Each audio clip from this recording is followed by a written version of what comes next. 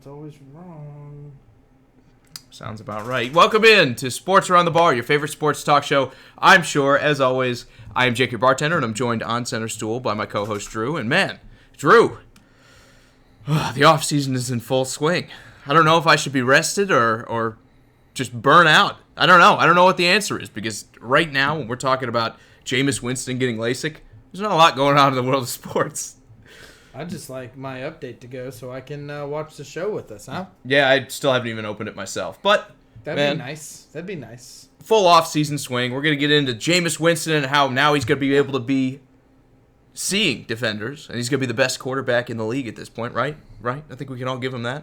Yeah. Mm-hmm. And we're also going to move on and talk about Joe Burrow. A lot of talk coming out of a lot of draft experts now saying that he might not be the number one overall pick. We're going to talk why that's terrible. Gotta be the first terrible one. take. Gotta be the first one to say it. Exactly. Yeah. Well, we're coming out now, and we're saying ridiculous. At least I am. I don't know. We'll get your take a little bit later on. We'll tease that for later in the show. And we're also talking defensive free agents since we didn't get around to it. It's going to be a pretty interesting class if some of these names actually find their way out into unrestricted free agency. We'll talk about that as well as everything else that you guys want to talk about. So welcome in. Drew, what are you most excited to talk about while I pull up my portion of the tech? Careful on that. Mm-hmm. Strong. I mean, I'm a big boy. I can handle it. I love free agency. I mean, we kind of talked about it a little bit last show. It's good to see you, Scott. Good to see you, Dalton. It's a good part of you too, Sean. The football year is seeing how your team changes and how it all comes together. It's a great time without any football going on. And I agree, but give me like stories we had last week where Phillip Rivers is done with the Chargers. Who wins and who loses on that? Don't give me Jameis Winston getting nice. I mean, it's something. It's important. Can we start with that? Do you just want to knock that out right now? 30 interceptions. Does it knock the number down? Does he go from 30 to 25 or 23? Does that change? I'm seriously asking you here. I know we're joking about this, but does this matter? I mean, it has to work, right? I mean, something. He has to get better, right? He can't just keep getting worse, right? Sean, good to see you, man. Glad you could join us. Yeah, he can still keep getting worse. He can't get worse? Yeah, he can go to 20 touchdowns and 40 interceptions. I mean, it can happen. Or is he be like the 35-35 club? Well, yeah, everything just keeps going up every year. I mean, because I don't believe his touchdowns are going to drop. Do you? You would think not, but who knows? Maybe they run the ball more. Maybe they take it out of Winston's hands. Maybe they solve it. I know Bruce Arians wants to put together a running game. It's just that's not something you do overnight. You don't just show up and say, hey, we're going to run the ball now. That usually takes a couple of years worth of off seasons and drafting and planning and careful and just things coming together. That's the Chargers, how long they've been trying to build an offensive line. And I know they've had a decent running game in the past because they've had the running backs, but man, it's not an easy thing to do. It's easy to talk about. It's hard to do. Justin, good to see you. He says, big, I don't know what that was. Joe will be the first to go. First overall team to be determined. He's saying that Cincinnati could trade out of this pick. What would it take for you, I'm talking right now, to give up on the best college football we've seen in recent memory, maybe ever, best season, and just trade that pick away as Cincinnati's head as their GM? What would the compensation need to look like? 3 number ones and 3 number twos. Just give me all 3 of your first 2 round picks for the next 3 years. This year, next year, the year after. Yeah. I think it's not fair. You still got to take the quarterback because if he hits, I mean, you're good for 15 to 20 years in today's NFL. With the way medical advancements are going, Joe Burrow could be the guy that is, puts Cincinnati on the map. Yeah, that's why it's such a high ransom to get that pick. It would be nuts. Dalton says he had to do something. The 30 interceptions, that's just high school level throwing. I don't think they even throw that much in high school. Yeah, I think you run the ball more. I'm with you. You have to do something, but obviously, if you don't need LASIK, it's not going to do anything for you. You can't get like 40/20 vision out of it. It's just corrective on the corneas or whatever. They basically like slice the top layer of your eye open and then, I don't know, laser you or something. I don't know what they do when they're down there, and then kind of like slap it back on top and let it heal up. That is what they do. That is the process. I watched a documentary on it. I forget what they said they do underneath. They blast you with like a Death Star laser for some reason. You got to keep staring at it. Don't know what it does to you. It like burns the wrongness out of your eyes. The wrongness. I'm a doctor. I can tell you're a doctor. Yeah, it's great. Dalton says he's a high school quarterback through 2 picks in 2 seasons. That's crazy. It's a good stat, man. You should call the Bucks. Yeah, I think they could use you. But on the other hand, I'm still laughing at this. I still think this is a hilarious story. They're like, oh, Jameis Winston, it's all fixed. It's We're funny getting LASIK. because I didn't even know about it until you came over and was like, hey, did you hear this happen? Why is this? Yeah, I know. I'm just in tune with all the. It's my team, man. It's my NFC team. I know it is. But again, why did this not happen years ago? If it was a problem, why is this not a year 2, 3, 4 thing? Why is it happening just now? I feel like this is the convenient excuse for. Why did he steal crab legs? Why did he grope an Uber driver? Why is his name Jameis? I mean, well, he can't control that one. Now He can change it. But I'm just saying, this guy's obviously made terrible decisions throughout his whole entire life, and this is not a terrible decision, but it was a terrible decision to take this long to get it fixed. I see. I don't think there's that much wrong with him. Maybe he's like slightly below average, but he's probably going in there saying, "Look, I'm getting LASIK. I'm in this contract here. It's all gonna be fine from now on." You know, just imagine when I can see everything straight. Do you think there's any of that finagling going on in the background? Because I think there absolutely could be. That sounds exactly, if I'm his agent, something I would suggest. Like, okay, we cook up a story. Something is going to make your game better. I don't know what it's going to be. You got cataracts. Exactly. Okay? Hear me out. Exactly. You got cancer of the pupil of the eye. That's exactly what this sounds like. And I don't know if it's going to actually be the case. Or who knows? Maybe he's blind as a bat, and that's why he's throwing all these interceptions. And it turns around. He goes to 30-12 instead of 30-30 or 30-15. And you would take that, right? I think the Buccaneers and most teams would take that. But absolutely. Call me a cynic, call me a skeptic. This sounds like a PR move. It sounds like a move for Jameis Winston to convince the Buccaneers, like, hey, give me that one more chance. Give me that one more contract. Even franchise me. Give me another chance to be your starting quarterback. Or, for the next team, if I do get moved on from, I'm fixed now. I throw a lot of touchdowns. Bring me in. We can fix this. Yeah. Yeah. All right, we'll move on. Joe Burrow. It doesn't fix it. It does. His second nature, his reaction take into a game when his pressure's on him is either to run and fumble the ball or to throw the ball into coverage. I don't think seeing anything different is going to change what this guy does. We can see the coverage better. He can see the rush better. I know. Even if it's a blur, it's still one color. That's true. And the Bucs kind of have the... I mean, I know they got red, but they got an odd color where you can pretty much pick a Buck uniform out of a blurry scenario, right? And the away jerseys don't match. So the story doesn't line up. You're wearing red today, they're wearing white. Yeah. It's never like red versus red. Right. So, yeah, I'm with you. I think this is PR. I think it's all talk, and everything else is... It's one of those feel-good off-season stories that if you're a Tampa Bay fan, you're going to be like, look out. He's coming back. I'm a Jameis Winston guy. We're going to re-ink him. He's going to be better than he was. He can see better than he was. It's a positive, and I'm running with that. Me, again, more of that neutral standpoint. I'm like, this sounds like something to get him a contract. Props to his agent if he did come up with that. Justin says he needs to get LASIK to see those zeros behind the numbers. He's going to sign an absurd contract he's going to get. He says not deserved. Do you think Tampa Bay falls in the trap? Yes. They're going to sign him. Absolutely. How long? I don't. Maybe I think they're going to sign him to a 1-year deal. I think it'll be more team friendly than everyone thinks. The number might impress you. They might even tag him. But he's going to be a Buck. I think so too. No. I'm starting it again. Wow. Second time's a charm. Yeah. Should be. Hard hitting analysts. Yeah. Oh, are we on? We are on. Yeah, we're back. We're back. I was waiting for you to rescue me there. I'm lost too, just like you are. Okay, we'll go back, and I think. There we go. Now my phone went. Have we beat this Jameis Winston story to death yet? Because I feel like we beat it to death. Yeah. I feel like even reading it, I was tired of it. Yeah, it was getting old. Okay, just want to make sure. We'll move on. Let's talk about Joe Burrow, because if you haven't heard, if every mock draft I'm now seeing has somebody else going out and saying, oh, well, Tua is the better pick and all this other stuff, they should draft Chase Young in Cincinnati. Why are we not considering the best defensive end ever to play? Does any of it matter? Or is this just, hey, look at me, I'm saying something controversial? Because that's exactly what it sounds like to me. Every time I heard that, I was like, that's just unreasonable. Like, yes, Chase Young is an amazing player, but at no point is a defensive end worth what a quarterback is. Period. Yeah, no, I'm right there with you. Frank, good to see you, man. Justin, yeah, good old Facebook, treating us right. Tyler, you had a comment. If you're back in here, man, repost that comment. Sean, glad you're back, man. Hope you have a happy Valentine's Day. This is exactly what this is. It's a reporter. It's whoever it is getting the chance to say it first. Oh, the Cincinnati Bengals aren't going to take Joe Burrow. They're not going to take him because he's not the best player in the draft. They're going to take Tua. They're going to take Chase. No.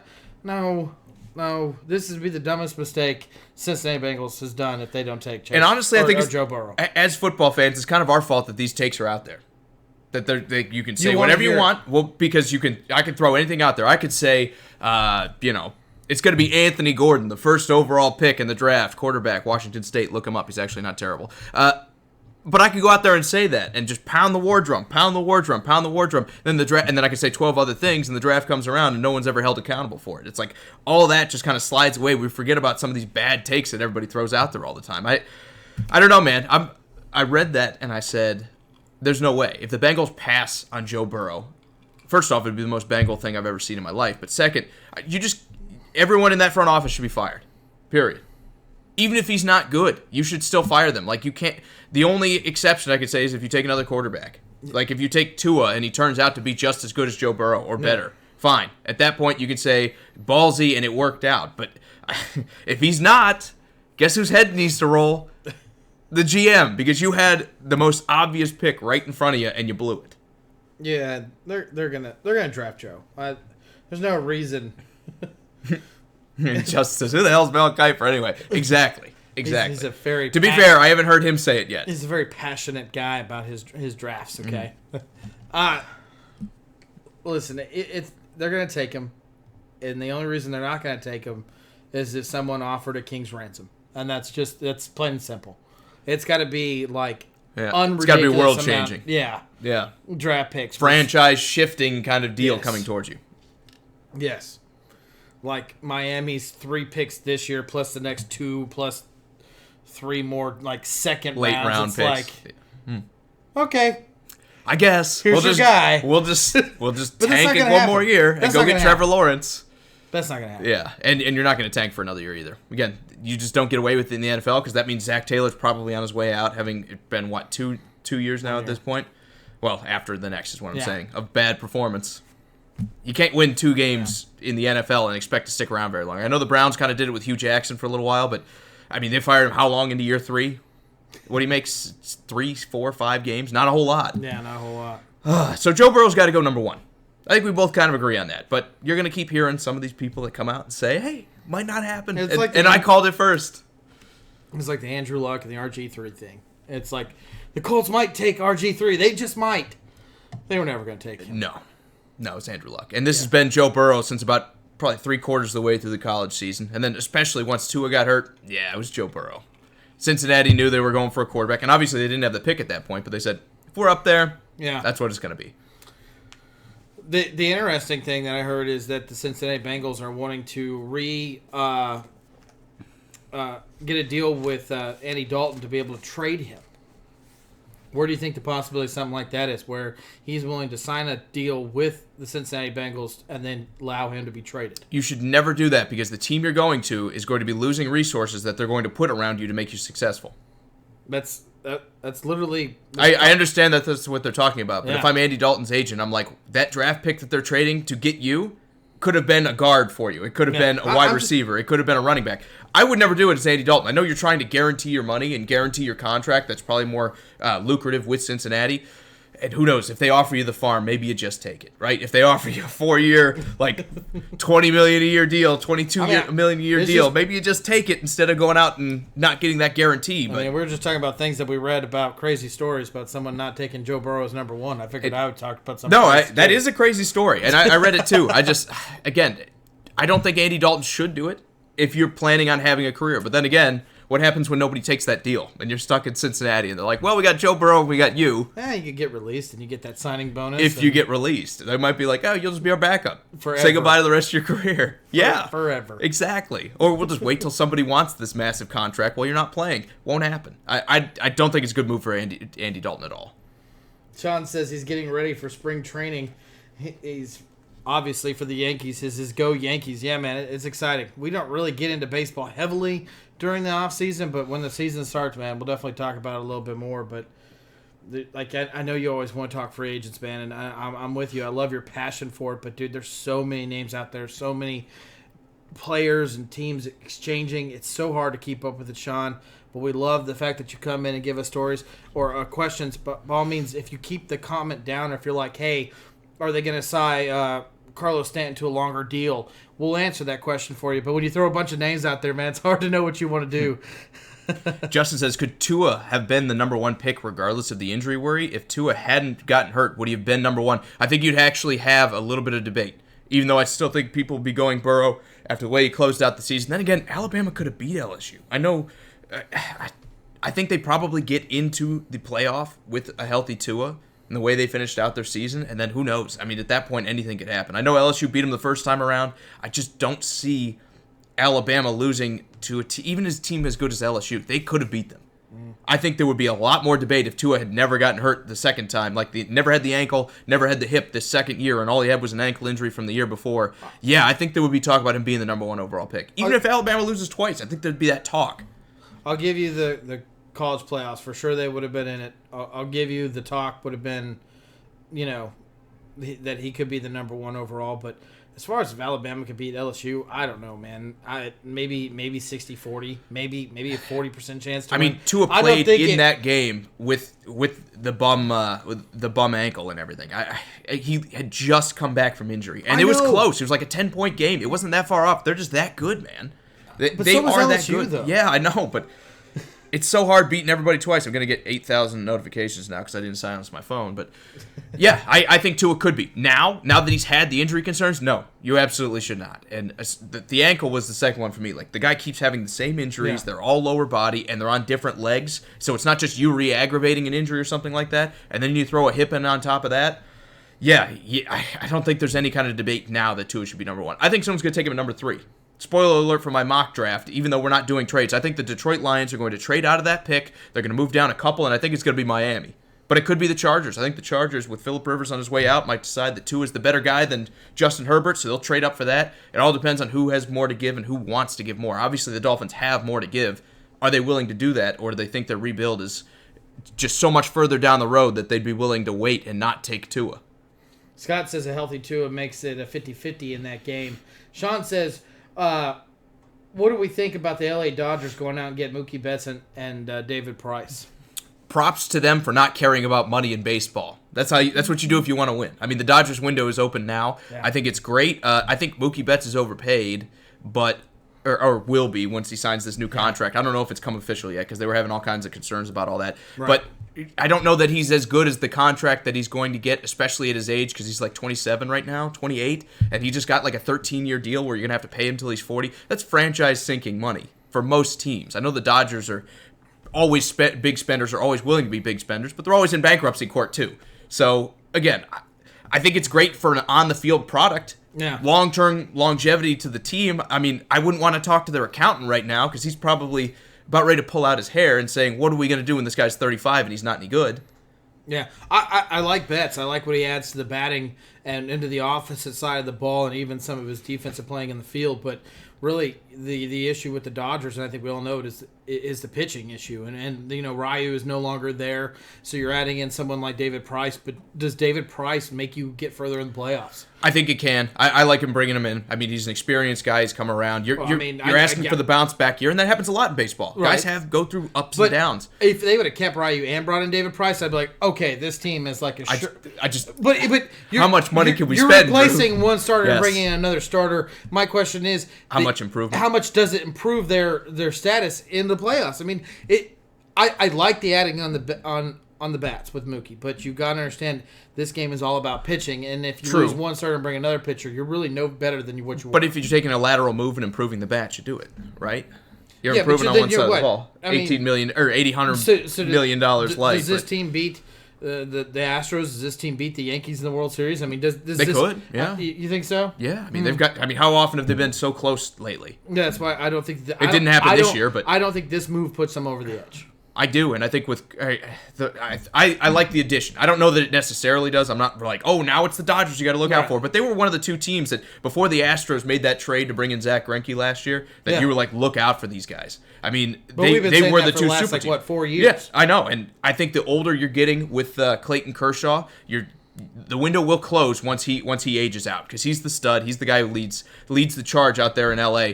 I like them making this move to try to get the bats better, even if it's more of a lateral move at pitching. But I think David Price's ceiling is higher than Ryu. Yeah, I'll give you that. I mean, I'm just talking. I'm not saying he's that guy anymore, but he could be. I mean, Verlander went through stretches where he wasn't Verlander in Detroit, and then they traded him, and then he came back. I mean, like a 5 year ago, David Price said, "Oh yeah, we're exactly. So maybe they're betting on the same thing. I like it. I like this trade. I don't love the financials because again, you're kicking this can down the road where the Dodgers will eventually implode. It's going to happen. Or you got to find a bigger fool than you that's going to eat the Mookie Betts contract like when he's 31, 32, 33. I don't see that happening. But for now, if you want to win a couple more and you're like, this is it, I have no problem with it. I think the Dodgers did the right move. Bennett, good to see you. He says, what do you think about Mike Trout's contract? Is it what you guys are talking about with Mookie? Mookie? I can't talk. Yeah. But I'll say this about Mike Trout. Even with the contract that he got, yes, it's going to be the same way. That when he gets to the end of it, you're going to be like, he's not living up to this. What did he get? Like 36 a year or something like that? It's almost $40 million a year, I think. Yeah, he's going to be in the same boat. But at least for the Angels, your hands are kind of tied because you could say that Mike Trout is the best player in baseball. And if we can build a team around him, we could do it. And that has been the thing forever with them is they haven't been able to build the team around him. I know they just brought in Jock Peterson as part of this trade. That helps. Last 2 years? I mean, has it been 2 years he's been hurt? I know he's hurt this last year. Was Trout hurt 2 years ago? I don't remember.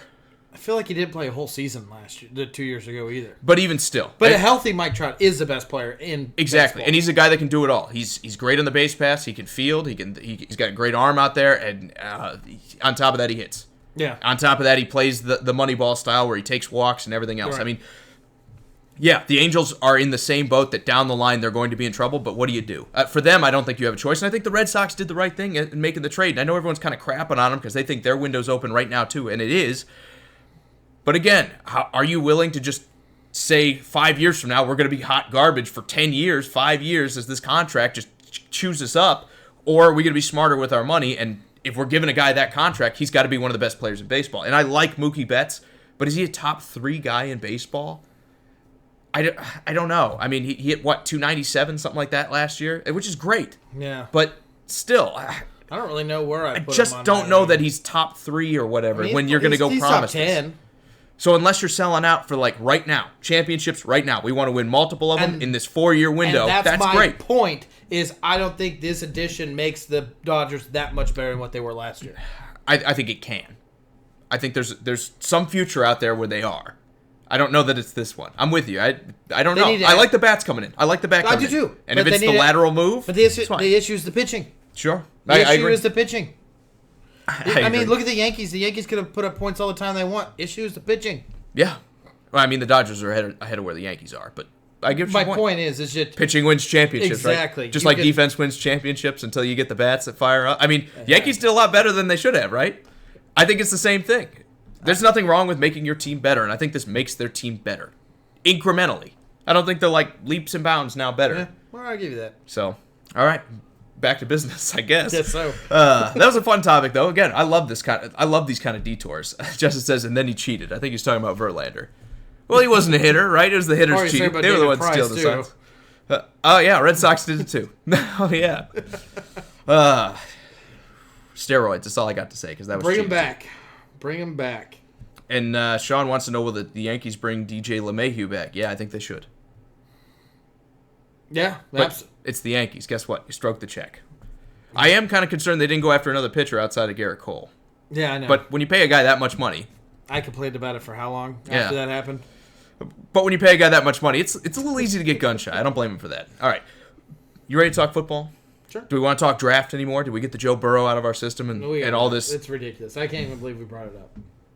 I can't believe we have to, but people are talking about it, so I'm going to talk about it. I'm going to talk about how ridiculous it is. It's got to be Joe Burrow, #1 overall, or you're doing something wrong. Or King's ransom.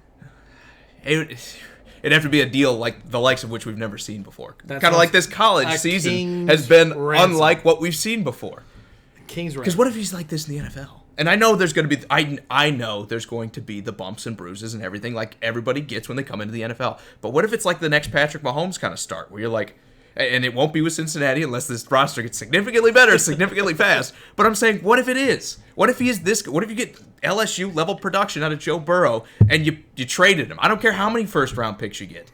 And then you go and take a Jameis Winston or a Marcus Mariota in the next draft when you're up there. Or Trevor Lawrence doesn't live up to it. That happens all the time. Look at Justin Herbert. Last year, he would have been the first overall pick. Everyone's like, this guy can do it all. This year, you're like, well, I'm starting to see some cracks in the armor. I mean, you just got to take him. I'm exhausted. Let's move on. Okay? I mean, I don't know. Are you okay? I'm okay. I'm exhausted about that. Let's talk about defensive free agents because this year, I know what you're thinking. My team needs to get better on defense. We're looking for that Green Bay level transformation on our defense because we want to just open the wallet, bring them all in, right? That's the way good teams build their teams. Yeah, absolutely, right. No, but I'll give Green Bay credit. What they did was fantastic. Thanks. I think it was an outlier. I don't think anyone should be going into this offseason. That's going to be us. 50-50, man. But 50% of it free agents, 50% of it draft. You have to pay attention to this. I absolutely agree. Let's start with our edge rushers because there's going to be some good ones out there. Yeah, I kind of put the D-line and the edge rushers together because it's a little, but we can go whatever. We can do all right, full D-line then. Everybody. Yeah. Let's talk about them all. Let's talk about them all. Top two. Chris Jones, best one, hands down. Clowney. After that, Clowney. It's not even close. Like Chris Jones close. is like 8 miles ahead of it. And I'm not just saying that because you're a Chiefs fan. He just is. He just dominates everybody on the defensive interior. I mean, even in the clutch in the Super Bowl, he was batting passes down when he wasn't getting to the quarterback. Yeah. There is not a better free agent, and he's not going to hit the market. The Chiefs are going to the Chiefs are going to pay him whatever the man wants. He should return to Kansas City, but in the off chance we get some kind of weird D Ford like scenario where they're like, hey, let's sign him and trade him. Franchise him and trade him. I know it won't happen. Humor me, though. What should somebody pay to get Chris Jones on their team? What would they have to do to take Chris Jones out of Kansas City? They'd have to make him the highest paid defensive lineman in the league. I don't even think he gets there, to be honest. I think the Chiefs are going to re-sign him in that period before anyone's allowed talking to him. That's what I'm just getting my point. What is it going to take for him to not be with Kansas City? All signs are pointing he wants to stay there. He's made many statements saying that this is where he wants to be, and I got. Wouldn't we all? I mean, who's leaving right now? I got to take his word for it that that's what he's going to do. But you're asking what would it take for him to be gone? It'd be someone's out there like slipping a little piece of paper saying, "You'll be the highest, write the number on there. You'll be the highest paid defensive lineman if you come and play for my team." Exactly. Cody says, "Do we think Robbie Anderson would be worth re-signing in New York? And should Jamal Adams be the highest paid safety?" First things first, Cody. Do I think he's worth re-signing? Probably not at the numbers that he's been demanding for a couple of years. He's saying he wants number one wide receiver money and has for the past couple of years in New York. I don't think he's that good. I really don't. I mean, I think he's a guy that when you have other guys on their team could shine, and he could be a great number two. And I think even right now on the Jets, he makes plays at times, but would you call the Jets passing game prolific? See, I lean more on they don't have enough weapons rather than it being Sam Darnold's fault. Because at least when I watch Sam Darnold, I'm like, okay, I'm watching stuff that I like. I'm seeing good throws. I'm seeing good decisions. Even under pressure. It's not all the time. He's still got some growing pains. I don't think he's the best quarterback in the league. But I think Robbie Anderson's part of the problem. He's not good enough to be a number one, and he's demanding number one money. I think he's going to walk in free agency when he doesn't get it, and then he won't get it anywhere else either. Yeah, I don't think he's anywhere close to being the highest paid receiver. Do I think that he will leave New York? I don't think so. I think his highest paycheck is going to be in New York. They got like a little under $54 million in cap space. They're probably going to sign him. Hopefully, they're going to go out and reach out and maybe try to put Amari Cooper on the roster or Emmanuel Sanders or someone like that to add to the addition to it, because obviously Quincy Enunwa is not. Quincy Enunwa. That's what the word I was going for, is obviously not the answer either, because he can't stay healthy. You definitely have to add something in the wide receiver core, but Sam Darnold has issues too. I mean, he looks like he's great, and then he's seeing ghosts on the field. I mean, he's got issues. Are we harping a little too much on the quote? I understand. I get it, but regardless, against the game with the Patriots, he's done that prior to that too, where it looks like he's seeing ghosts on the field. True, but outside the mono, if you look at the stats, I mean, he won some games with him. I got to look up the numbers, but he won 6 games? Jameis Winston has won games for the Buccaneers before. Yeah, that's true, but Marcus Mariota has won but he's games not for got the the Titans receivers. before. He's not got. No, he hasn't.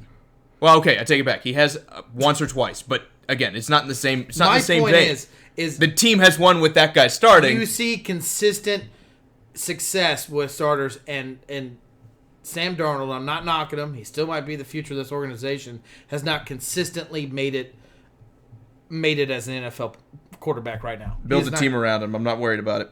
And then should Jamal Adams be the highest paid safety? He will be. He will be. Yes. And, And I know they're talking about trading him. Why? He more likely will be in a Jets uniform as well. He should be. Well, they're talking about trading him. The Jets are. The rumors are all out there. And it's not just this year. They were doing it last year when he was going to the Pro Bowl. They're talking about trading him. I don't know what kind of disconnect they have with Jamal Adams in the locker room where they're considering trading what I'm not even going to say Mike. What is the best safety in football right now? I think he's even better than Byard. I mean, the guy does it all. Yeah, he's going to be the highest paid safety. I don't know that it'll be in gangrene, though. I really don't. I think the Jets might be the team that's like, oh, well, you're not, nobody's too important. We'll trade him away. And then once he's gone, you're like, oh, yeah, that was a mistake. Michael, we're just glad you're here, man. You missed just part of the show. Talking to your sister is important, too, but we're glad you're here. Cody said, look at Sam Darnold's first game. He threw a pick six and then came back and slaughtered the Lions. There you go. You said it. The Lions. He slaughtered the Lions. And while we don't like the Lions roster, I will say this. The Lions lost a lot of close games this year. Not historically the worst team that's got the third overall pick ever. I am not knocking Sam Darnold. I still think he is the future of the Jets organization. But you can't sit there and say Robbie Anderson isn't a good receiver because Sam Darnold's been throwing him the ball. But what does Robbie Anderson do when Drew Brees is throwing him the ball or Patrick Mahomes is throwing him the ball? We don't know what that looks like because he's always had terrible quarterbacks throwing him the ball. This guy's consistently being open now in the field. That's why he gets tons of receptions. This guy's catching it. So you're sitting there saying Robbie Anderson's not worth signing. I disagree. To number one money is what I said. But you've made other comments where you're like, this guy's a joke. He's not good. No, I don't think he's a great receiver. Yeah, so my point is you're crazy to say that. Sam Darnold threw for 3,000 yards, 19 touchdowns, 13 interceptions after missing, 6 games with mono, 5 games with mono, something like that. Again, that's not bad. They have no offensive line. I don't think they have great weapons. Obviously, it wasn't enough if you look at the way they performed. Did I sit there and say that he's... No, but I'm making my point here. Sam Darnold's going to be your guy going forward. Yes. Obviously, it's not been good enough. I don't think you can sign... Regardless of what I think about Robbie Anderson, you can't just go and sign him and be like, everything's fixed. I know you're not saying that. I think...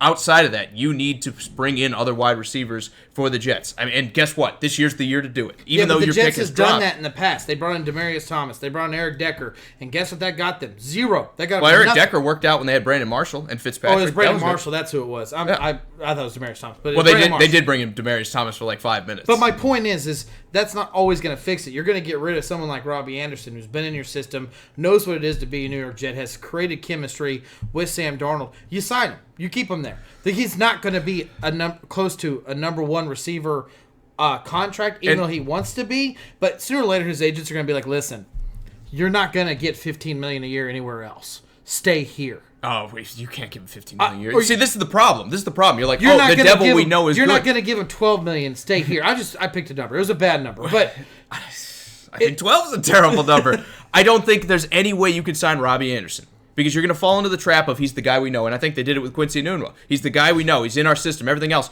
And then every year we're going to be like, the Jets don't have anyone to throw to, or the Jets aren't good enough passing the ball, or this and that and this and that. It's okay to move on sometimes. This is the year to do it. This is like the most prolific draft in wide receiver history. And maybe they all turn into bums and we're like, wow, what a letdown. They might. But it's okay to take that risk. Then you try again later on. I think Robbie Anderson is definitely a candidate to be cut because I think his number in his mind is going to be a lot different from what the Jets are. And plus, there are just some times where guys succeed because they're the best guy on a bad team.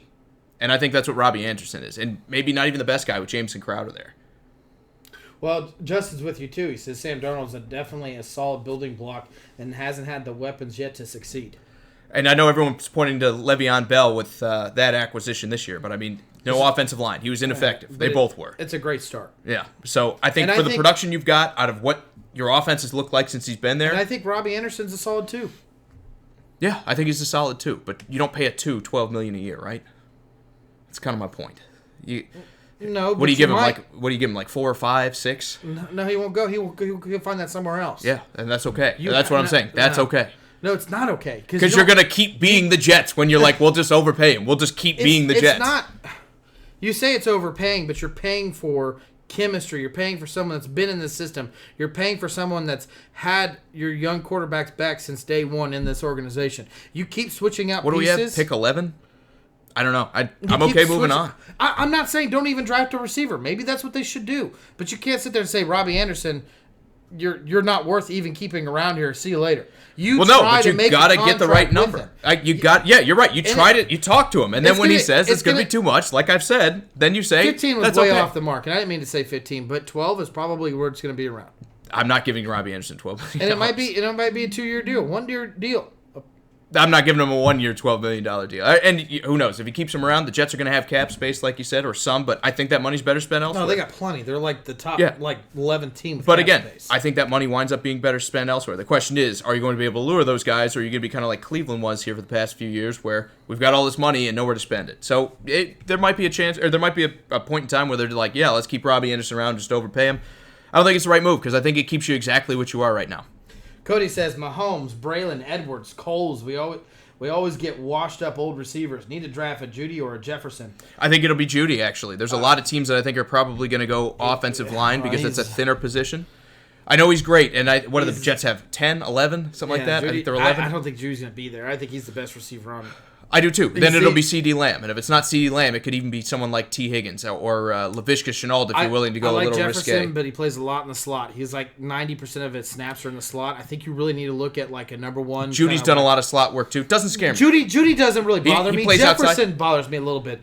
He's got question marks. And the other thing, they're like when Joe Burrow's throwing all these perfect passes to you in stride, you're wide open. Are you a good receiver? But my other argument is you're generating the separation. I'm not as worried as some other people are about Jefferson. I think he'll be fine.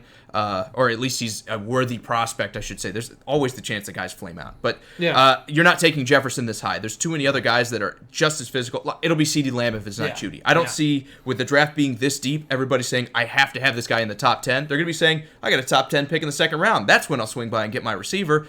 I think Judy falls that far, and I think it's simply for the fact that maybe he doesn't, but I think it's simply for the fact that everyone's saying there are so many other positions that are so much thinner that I want to get the elite guy there, and I'll wait to take the receiver. If the Jets on their board, if wide receiver's high enough, I can see the Jets moving up a couple of spots, trading up a little bit to go after Judy. That definitely could happen. That could happen for sure. I'm not done going through all my receivers to the draft. I'm still working on all my draft, but so far, what I've seen, Judy's number one for sure. CeeDee Lamb keeps falling on my list. The only thing I don't like about CeeDee Lamb is I don't like that the Big 12 defenses were as bad as they were, but he fried them, and he did it with not a great quarterback. There's something with that. There's something to be said about that. He's not playing with Joe Burrow. He's not playing with Tua Tagovailoa. I want CeeDee Lamb to succeed. I like that CeeDee Lamb does more work outside. He's almost a purely outside guy. He's big, he's physical, he's fast. He's everything you want in a wide receiver, whereas Judy's a little bit small. I don't think he runs as good routes as Judy, and I think that's the most important. With Judy's speed. Is today's NFL changing where you've got to be more diverse than that? At the receiving option. Well, he's got the speed. He generates separation. He does everything he needs. He's not Jerry Jeudy fast. And he doesn't run as crisper routes. See, Jerry Jeudy kind of like, I'm like, you could put him anywhere in any slot you want. Y, X, slot, he's gonna make plays and do it. I don't know if you can do that with CeeDee Lamb. I don't know if you can do it. Well, Larry Fitzgerald plays a slot. I think if you're determined, you could make it happen. Larry Fitzgerald is a 15-year-old veteran that's a Hall of Famer. And he played in the slot when he was, 15 years into the league. It happened. I mean, it might work. I'm just saying, if you want it bad enough, it'll work. But no, I'm not worried about CeeDee Lamb. I think CeeDee Lamb, to me, is like almost 1A. I love Jerry Jeudy as a prospect. He's been my guy that's been on number one on my board even going into the season. I was like, he's probably going to be the best receiver, and I still think he's the best receiver, but I think CeeDee Lamb closed the gap. I was incredibly impressed because I think almost all of Jalen Hurts' success, or most of it, came off of his shoulders. Yeah. Or his hands, I should say. His legs. Well, that's okay, though. Cody, we're glad that you brought an argument out for the good old Jets. We loved it as well, man. By all means, keep commenting away. Yeah, absolutely. And Justice says the most FaceTime they'll get all season long. The Jets are one of those teams that every year we're like, they could be back, man. They could be back, and then they just aren't. How many times have they let us down? Dude, I still like Sam Darnold. I do. And he's been my guy. Maybe you can accuse me of being a Sam Darnold favorite. You've been ever since the draft. I just don't love his receivers, and I like what he's doing with them. It's that simple. It's when you're overperforming what the talent is around you, I'm like, okay, so build a great team and let's see what the guy's got. Yeah, I guess, man. Good to see you, Devin. Glad you're here, man. Dude. Like, Sam Darnold to me is like on the fence, man. He is ready to like tip over for me. Like, I get it. You sit there and said 3,000 yards, 19 touchdowns, 13 interceptions. That's not bad for a guy that missed the majority of the season, especially being with mono. More than likely when he came back, he was still probably wasn't 100%. That's great. And his weapons weren't that good. That's great too, but there's just something about him that just goes, you are so... I just don't like him. No, it's not even about liking him. It's just like you are so mediocre. You are so an average quarter. You are not the guy that's going to take the next step over and make the Jets a relevant team in the playoffs. And maybe the ceiling's not there. And maybe it's just a bad visual for me. But every time I watch them, of course, every time they're in like prime time television, they're playing like the Patriots, so they don't look very good doing it. And I don't want to even throw that game completely out. I like to think about quarterbacks that are above everybody else are the ones where your team's down by 7 points. You got one last possession. Can you make it happen? I like fourth quarter comeback quarterbacks because those are the ones that seem to be always at the top of the list. When you look at it, you go like Drew Brees and Tom Brady and Patrick Mahomes and Russell Wilson and Aaron Rodgers. All those guys, when you look at their fourth quarter comebacks, those numbers are like statistically very high. Yeah. And that's usually where you find your best guy. When it's the it factor, outside of Russell matters. Wilson, though. And So, here's what I want. And I have another Let guy. me intercede, and I'll let you finish this real quick. Go ahead. One last thing. Another guy, I think the same thing is Jared Goff. Jared Goff also does not have the it factor for me. One thing I will intercede is I think you need to look at the talent around them. And again, what we're talking about with the Jets, when we're like, oh, you're not coming back. I think, again, you can only throw it to the guys who are open. You can only throw it to the schemes that get those guys open. I think Dak Prescott's the best example of that. He was ran terrible schemes for the first couple of years. The Cowboys were, basically 8-yard curls, and that's about it in the repertoire.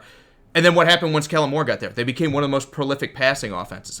So much of that is based on what your scheme is. And I'm not saying that now with Adam Gase, the scheme is fixed with the Jets. I don't believe that. But I think it's better than it was. Yeah, I also think... It should be. I also think that, again, when we're talking about I don't believe that Sam Darnold's the guy to make that fourth quarter comeback, right now, I think if you plucked him off of that team and put him somewhere else, I think he's much more likely to do it than what we're seeing right now. And that's viable concerns. But I also think what you've seen and what you've put around him hasn't been a good enough litmus to say that, oh, he's for sure that guy. I think you just have to put him in a better scenario and then make your decision as to whether you stick with Sam Darnold because he's good enough or it's time to move on and draft somebody else. Yeah. I just think the game is just so tight-knit that everyone... And I think that happens to a lot of young quarterbacks. I'm with you, man, and I'm agreeing with you, too. I think Sam Darnold in a different uniform with a different roster around him would do it. But you got to remember, the NFL is littered with talent. Even though we aren't high on Robbie Anderson, there's a reason why he plays in the NFL. Sure. Because he's talented. But he might not be the most talented. Defenses are also littered with talent. And that's where it matters is, do you have the it factor? Can you make your team win when it matters the most? Michael, that is great. He says it's cool when your sons ask if you need the Ruski, meaning beer, and he go gets it for you. Yeah, my daughter's just turning 3, so I'm working on that. I'm right? almost right there. Working on that. Defense. I know nobody wants to talk about it. It's not the sexy part of the game. It used to win championships, if you listen to anybody. We already talked about the top 2, but we didn't go into where they're going to go. I personally don't think Chris Jones is going anywhere. I don't either. I think he's going to take a team discount and stay with Kansas City. I think regardless of numbers, he could say, I want to be the highest paid D tackle, and they do it. I don't think Kansas City's letting him walk. How's it going, man? Clowney, how much does he get, and where does he go? He gets a lot. I mean, someone's going to pay him. Someone's going to say he's got the name. He's got the it factor. And look at the Seahawks with and without him. I think somebody's going to pay him $20+ million a year to sign him. I don't think it'll be the Seahawks. I don't. I think they're going to have to make different decisions when you look at how much money they need and how much the rest of this team needs sprucing up. They'll try to convince him, and at the end of the day, I don't think it'll happen. I think they have the opportunity to franchise tag him, but it'll be like the second franchise tag since he was franchised last year, and it'll be supremely expensive. I don't think they'll do it unless they can work a trade out. I think he hits free agency, and he'll be the best one out there. I also think he's the kind of guy that you can't afford to pay because he doesn't get sacks. He gets some pressure. He's not bad. He's a great run defender. and he'll get 7 sacks in the year. But if you're going to pay this guy $20 million, I need a Nick Bosa. I need someone blowing everything up. I need take your pick out of the great edge rushers. I mean, I need a Myles Garrett, a guy who can go and influence every play that I need him to influence because he's just that athletic. I don't know that Clowney's that guy. I think he's that step slow and step behind it where the pass gets away and then Clowney's there. He'll get some sacks. He'll be great in the run defense, and if that's what you're looking for, if you already have a great defense, he'll flesh out the rest of that defense, could be a great player. I don't know that he's the guy, kind of like we saw in Seattle, that you put him on the defensive line and everything's fixed. Does Clowney go to a contender? No, I think he chases the money. I think he's kind of already in that zone. What about the Patriots? I think they'd like to have him, especially with Kyle Van Noy hitting free agency. I think they might bring Kyle Van Noy back, but I think with him hitting free agency, I think Clowney would. I think he'd fit. They got the money, $42 million in cap space. They got the money. Well, you got to pay Brady too. Don't forget about that. Well, they might Brady's not. coming up on that contract. Yeah, they might not. And supposedly he's getting that 2-year, $30 million deal. So if you take out that 42, you're talking about what, 12 after that? That's not enough for Clowney. So we'll see. Maybe Brady takes another deal. He's done it for him forever. Another defensive lineman that's going on the free agent market is Eric Armstead from the 49ers. And Michael says he wants them to re-sign Armstead. Is Armstead a priority for the 49ers this offseason? I think you should always be worried when a guy has a statistically outlier year when he's on a contract year. Because I want to say, why was it not the rest of the time? I mean, you could say it's because the talent has gotten better, and the rest of this defensive line has done the same thing. This year, they've been much improved because they've brought in guys like D Ford and Nick Bosa, and the entire D line has taken a step up. I don't think he's a priority. I think John Lynch will probably try to pay him. He hasn't been a guy that's been shy of paying players in the past, much to my chagrin. But I don't think that. I don't think they're going to try to walk away when they look at the success they had. I think they'll overpay him, and then I think we'll probably see Eric Armstead start to regress a little bit back to what we saw pre-2019. This is the falter of being in the Super Bowl, man. I think it's going to be – I think you're right. They should re-sign him. I think it's definitely a priority to keep that defensive lineman together. But the fact that he's probably looking for that big money and where you stand with the rest of your defensive line and fixing other areas that you need to fix to come back to that Super Bowl and win it, he's going to be the odd man out. As much as the 49ers should sign him, he's going to be gone. I think you guys got like $17 million in cap space. You got to worry about draft picks. I know you can sit there and work it around, but when you're looking at your defensive line, how much money do you offer to just that spot when you got so many other things that are going on? Dude, I don't think it's going to happen. I honestly don't. And to be honest with you, I don't think you're going to be that much worse off without him. I know he had a good season for you, but I think with the talent you have already, drafting a young a lineman in there, in the later rounds and have him kind of just come in as a spell. Yep. You're going to have the exact kind of scenario, man. I get it. I understand why you'd want him. I think they'll try because I think that's what John Lynch does. He's going to say, I built this team, and this defensive line essentially is what helped get this team as far as it went. And I think they'll try. I don't think they get the deal done because, like I said, Super Bowl bumps those numbers up. Jacob says he's excited. He's expecting big things from Dallas, especially during the draft. He thinks that they need to get some people on the special teams and the defense. Yeah, I think that secondary needs an overhaul. Byron Jones, we're going to talk about him in a minute. With him potentially hitting free agency, the Cowboys are going to have to they're going to have to work some magic with their cap. They are. I mean, they've got so many of these guys that are up. They actually have the lot money. Of space. But the problem it's all going to Dak Prescott. They had the 5th most cap space. Problem is their quarterbacks asking probably take about half of that gone. Exactly. And then you're going to have to pay Amari Cooper. Byron Jones is on the hook as well. They have 1 or 2 more. I don't remember who it was. Sean Lee, but 34-year-old linebacker. Take the sweetheart deal or walk on. Probably $5-7 million. Oof. For a 34-year-old? Yeah, because he's a leader in that defense. Yeah, absolutely. We'll see. We'll see, man. I agree with you. I think both of those are definitely need to be worked on. Justin says Clowney would fit well in Green Bay, but not enough money. Yeah, that's definitely the issue. They are actually like one of the worst teams in the cap. Yeah, I mean, you had the spending spree last year. This year it's time to bring in smart players. I think you're going to see them draft a wide receiver. I think you're going to see them draft a little bit on the defense. Correctly.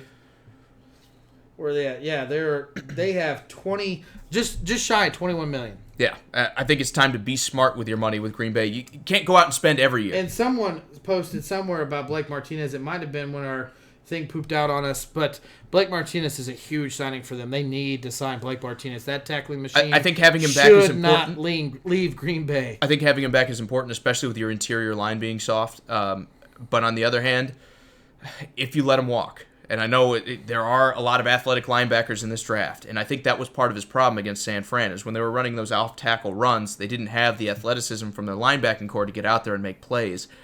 I'm not saying I want Blake Martinez gone, because like you said, he was incredibly important to them in the tackle department this year, but if you look outside of the stats, when you're facing teams that are going to run off-tackle, I'd like to see some more athleticism there. Maybe the right move is sign him and then pair him with an athletic guy, but I'm just saying I do see a scenario where the Green Bay Packers could say, thank you for all you've done, but we just got to get more athletic on defense. Yeah. Cody says, if you have other people forcing fumbles and you need someone to scoop up the score, then Clowney's your guy. Otherwise, nope. You should have been there the whole year, was dictating that by that defensive line. I wonder what that comment was. I'm sorry, I'm blanking out on what that could have been. I guess I don't understand the second part. He's probably commented to something we had. Could be. As far as Clowney goes, I think Clowney gets a bad rep because when you watch him play healthy, he creates a lot of disruption in that backfield around that quarterback. Is he always the guy to get it? No.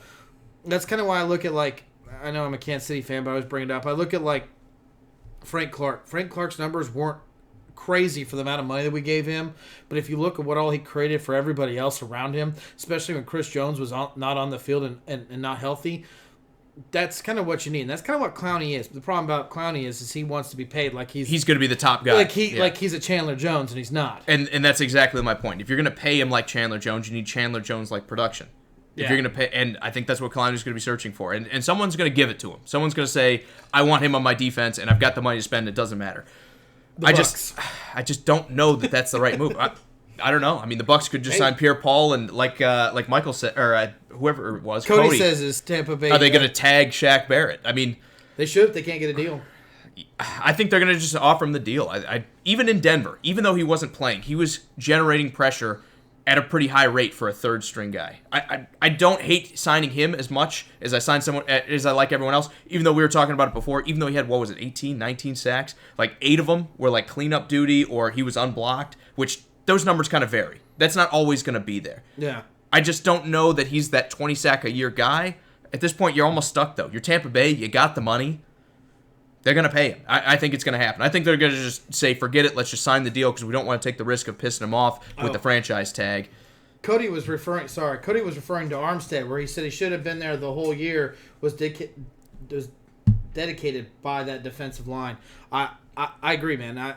I that's where I think it's you're John Lynch, and you're looking at your cap, and you're going, 25-30% of it is my defensive line. Where can I take a cut to go focus somewhere else? Because you got issues on your receiving core. You got issues at keeping your quarterback upright. Even though your offensive line played well, Joe Staley's getting just a little bit older. Who knows if he's going to come back or not?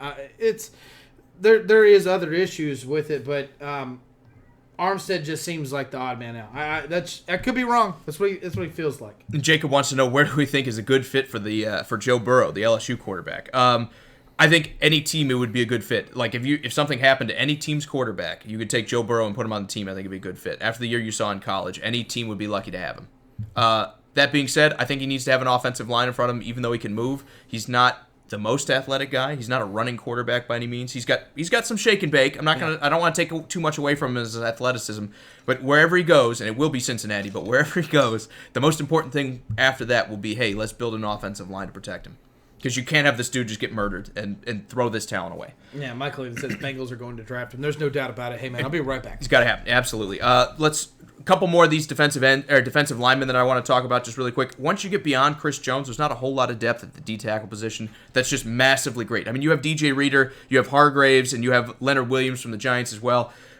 There are going to be guys that get decent contracts, but I don't think there's game changers. As we move more towards a passing offense in the NFL, you're going to need those guys that from the interior not only swat balls down, but also can impact the game in the passing department. I don't see any one of those guys as just a massive influence on the passing. They're more run support defensive linemen. They'll wind up places. short of Chris Jones being there, I don't think you're going to get an all-time defensive tackle or a defensive interior guy from this free agency. You don't think Hargrave or Sanu is someone? I like him, and if you were here, you heard me said that I think they're more run defense centric than a guy like Chris Jones is. In today's NFL, you're not getting a pass influencer. You're getting a guy who's going to help in the run game, and then maybe has to step off the field when you move into the nickel. Yeah, and these days you play 50% of the time you play in the nickel. There's a couple old veterans out there. There's McCoy. There's Mike Daniels that we gave plenty of complaint about Green Bay letting him go. I mean, these guys. Well, Mike Daniels influenced the passing game. I mean, even at his age, he was good at getting in between, getting after the passer. There's a few guys out there, but beyond that, there's still a lot of great talent on this defensive line. I know it's a huge jump from Chris, and I just don't see. I don't see a game changer, and that's exactly what I said. I don't see a game changer. I don't see that guy that you're like, we're going to sign him, and our team is infinitely better because he's here. You could say we're getting the guy that's going to help us in the run defense. We're getting the guy that's going to help us on first and second down. And I think that's what pretty much most of these interior guys are, and that's okay. There's a role for that because if you can't stop the run, you're not winning a lot of football games. Yeah. Cody says Leonard hasn't lived up to all the draft pick at all. Leonard Williams. Yes. I don't think he's played in the right system, to be honest with you. That's just my personal opinion. His best year is when he had Muhammad Wilkerson next to him, and they played both at a really high level, and then he went away, and they didn't really have anyone, and then he got traded to the Giants, who literally have nobody. Right. And it's like, how far does one guy who could have all the talent in the world do it by himself year in and year out? Well, they had Dexter Lawrence, right? They spent the high draft pick on the rookie, the young gun, and neither guy could get it done. My point is when you're the only guy and you're getting double-teamed, triple-teamed, and your other guys are not creating pressure. And that's happened to him a lot, but I'm kind of with you. I would like to see more out of him, I'm not saying he's like a top 5 pick, like, oh, you got to pick up this guy's. He's a game changer. He's not, but... A couple more here. Jacob says that Dallas needs Chase Young, and you think it would be a perfect fit. Yes, but it would take a massive amount of trade equity and trade value to go up, move. What are the Cowboys? 19? They're one of the last teams out. I think they're 19.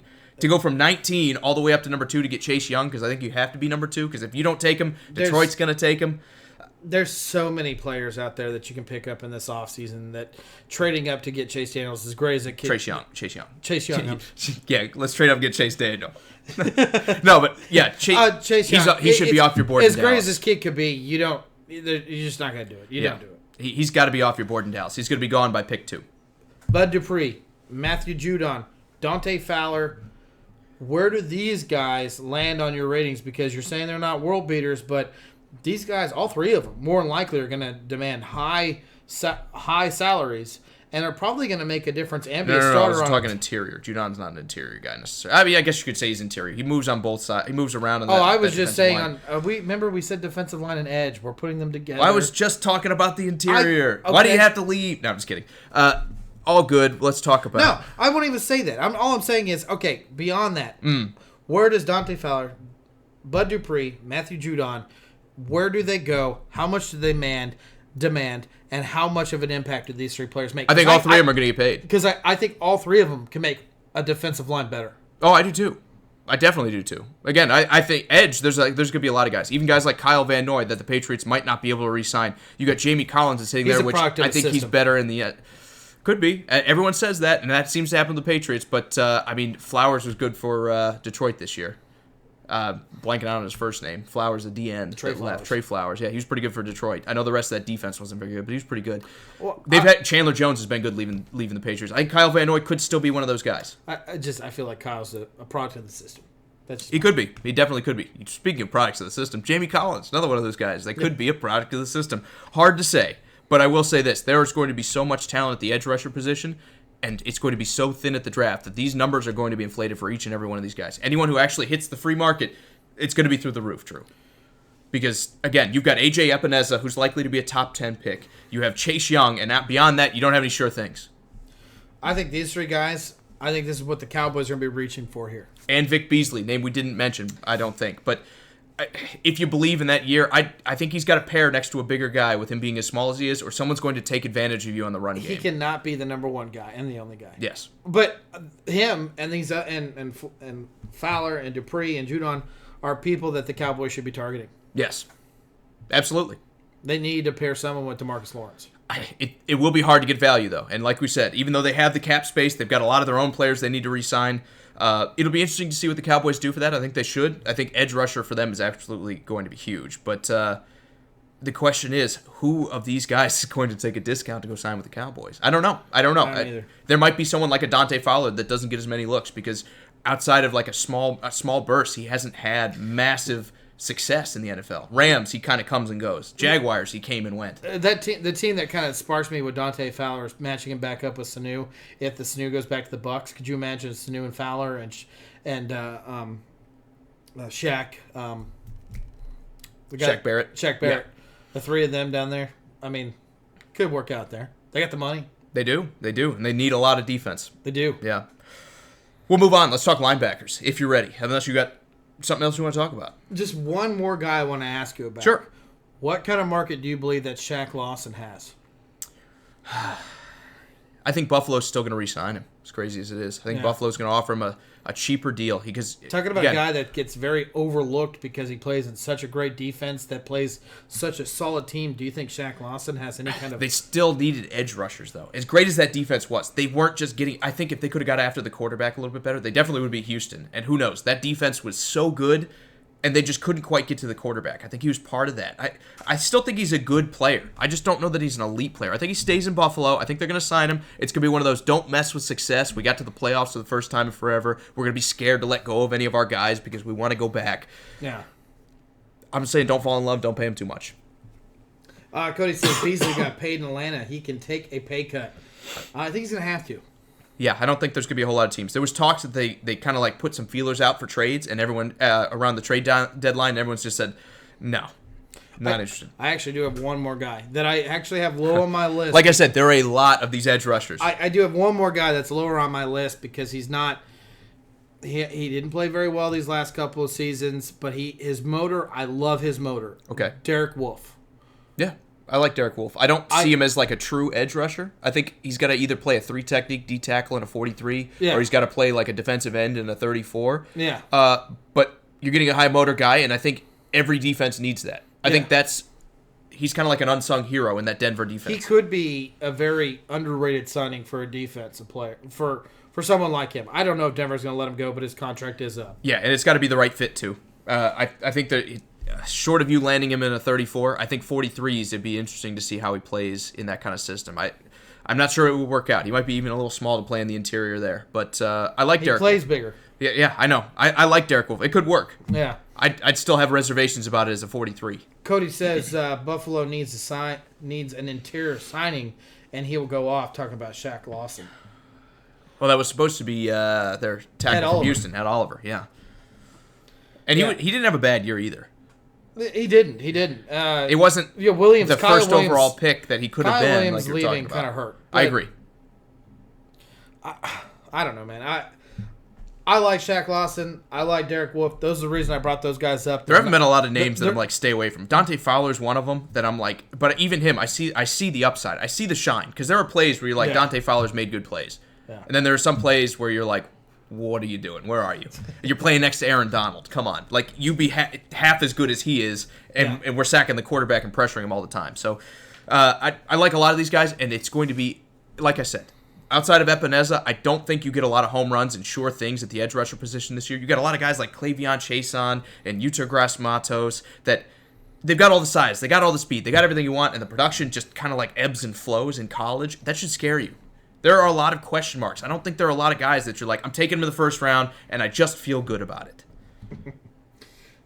I think when all the tape gets watched and you see the combine, there might be a guy or two that pops out of somewhere. But I agree with you. I think Curtis Weaver's that guy. Yeah, it could be. But could be. Boise State, again, it's the Mountain West. I don't think that they're strong Mountain West. They just don't get the same respect. Even though everything I've seen from him, and he looks weird. He doesn't look like your prototypical guy. Like, he's got a weird kind of form, and the way he plays, he looks strange. And I think people don't like that. You know, it doesn't have that sex appeal that you're like, oh, look at the way this guy bends around the edge. But it's working, right? Isn't that what we care about? It's working. He's producing. He's got good physicals. I mean, I like Curtis Weaver out of Boise State. He's a sleeper, I think, in this draft. Linebackers. Let's talk about him. Let's do it. Vontaze Burfict.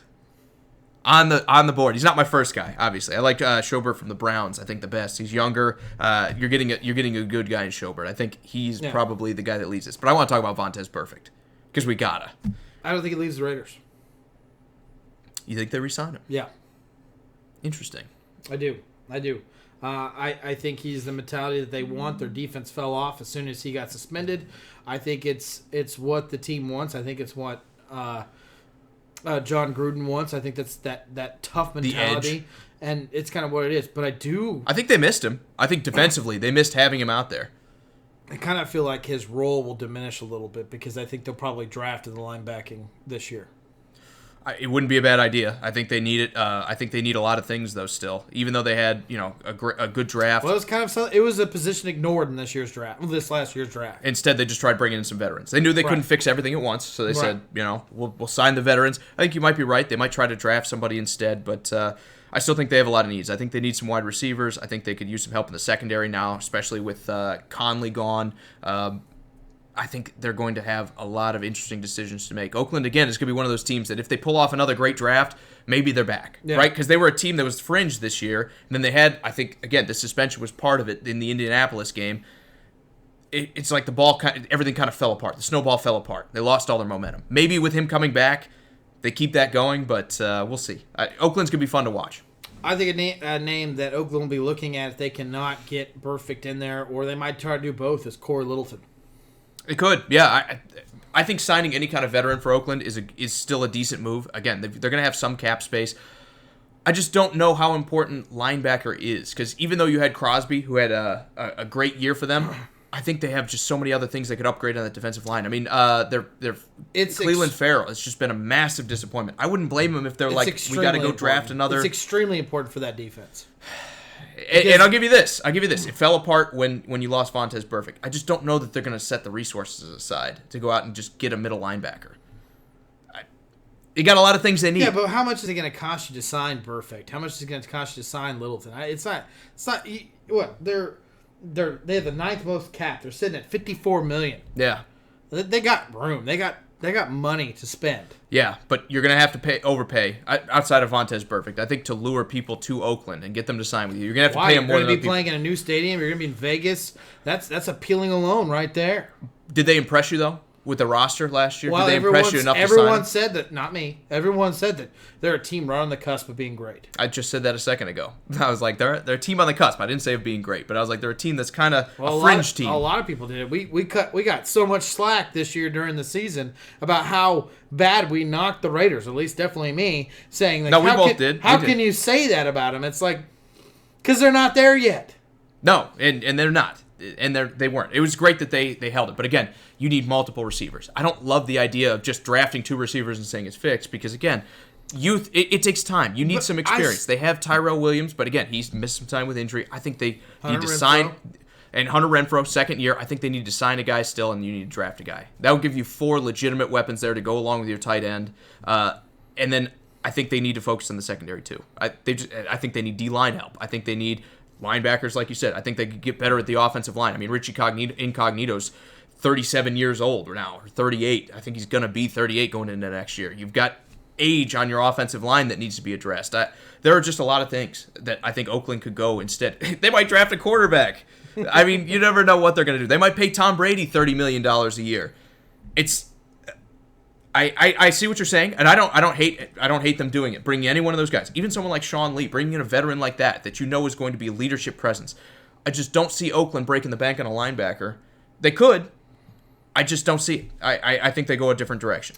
Cody says Jacob is great, but he doesn't think Carr is the answer. I think Jacob is great, and I think Carr is great too. Again, when the teams fall apart, look at where Derek Carr did his best work. He had Michael Crabtree, who still had some usefulness. He had Amari Cooper that was coming onto the scene and really establishing himself. They had a good offensive line. They had a bit more of a running game with, I'm drawing a blank, the big dude who went to the Saints now, Latavius Murray, coming on. The best work that you got at Derek Carr was when you had a complete offense. You haven't had a complete offense since then. He's not Patrick Mahomes that you're like, oh, if we're missing our stars, he'll make a bunch of stuff happen. But he's a guy kind of like Kirk Cousins that when you put enough stuff around him, he's going to shine. And I think you can win with that. I think you could win a Super Bowl like that if you put together a good enough team. The question is, can Oakland put together a good enough team? And that's what we're going to try to find out with John Gruden and Mike Mayock. Joe Sherbert, is there any chance he's leaving Cleveland?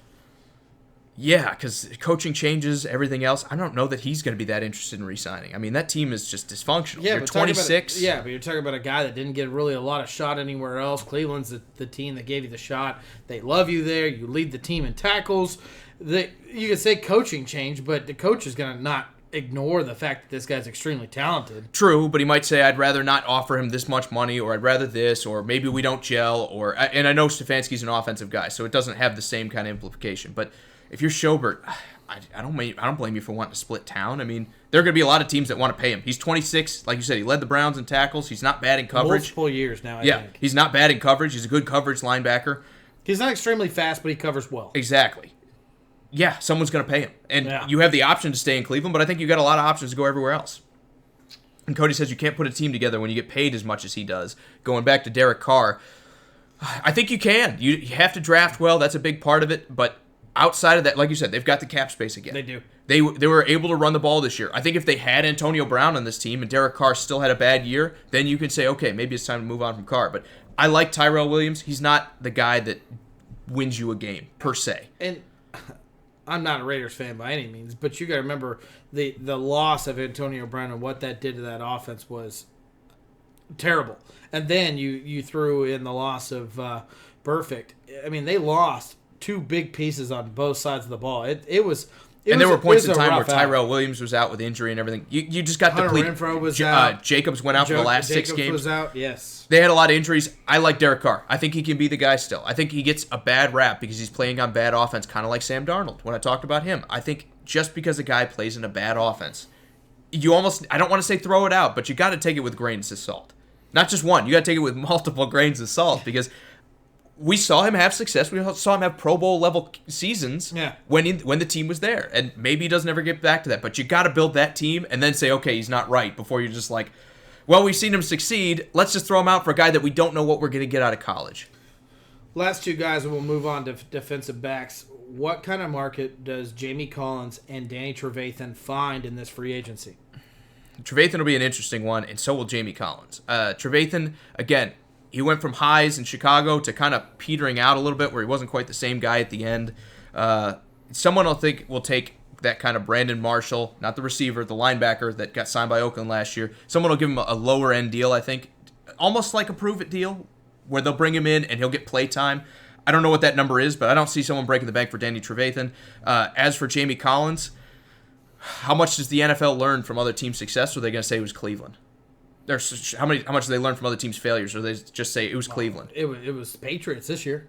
Yeah, but he came back and he wasn't terrible for them. I mean, he wasn't great either. He wasn't Jamie Collins from the first go. Right. And that's just what it is. So is that a mindset, or has Jamie Collins kind of lost it? Maybe a little bit of both. I think more than that, it was Cleveland ruined him. But I think someone will sign him. I think it'll be a cheap deal, and then it's going to be one of those, what do we get? What do we get? What do we still have left?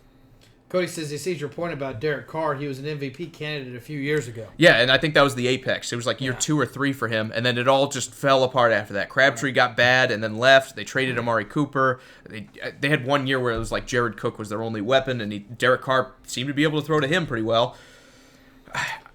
I like Derek Carr. Maybe I'm a Derek Carr guy. I don't want to be. I try not to play favorites, but I think Derek Carr can at least has the potential to move back to that higher ceiling that we've seen him play at before.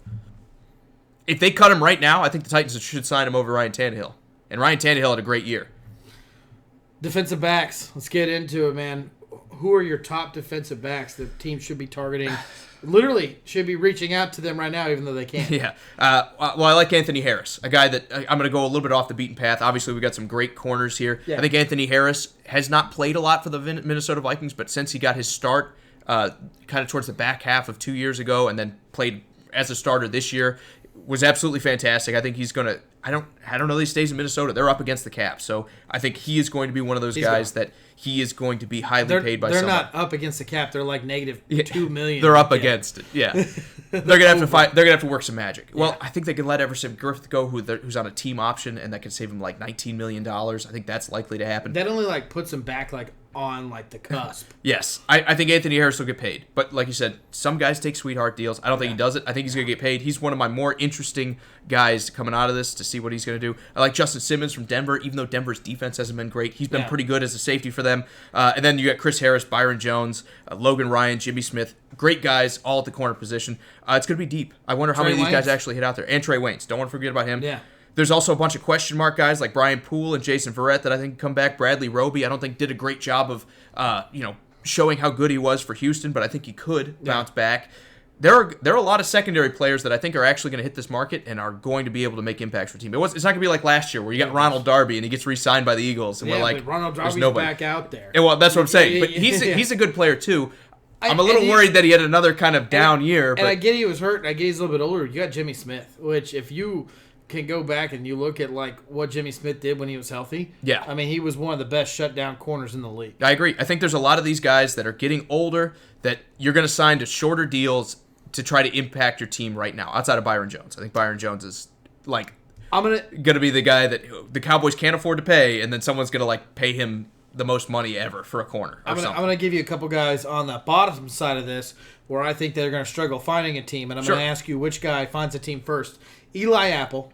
Yeah. Trayman Williams or Demarius Randall or Troy Hill. Which one of those guys would find a team first out of the four of them?